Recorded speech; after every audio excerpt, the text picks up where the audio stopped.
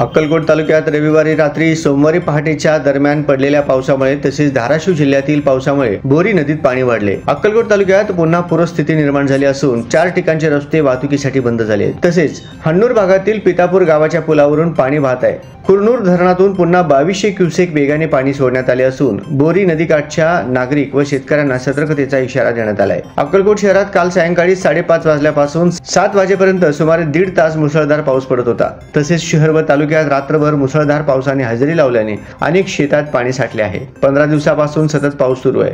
नदी, नाले, ओढे, तलाव भरल्याने आता पडत असलेल्या पावसाचे पाणी थेट नदीला व तलावाला जाऊन मिळत असल्याने नदीचा व तलावांचा जलस्तर वाढत आहे।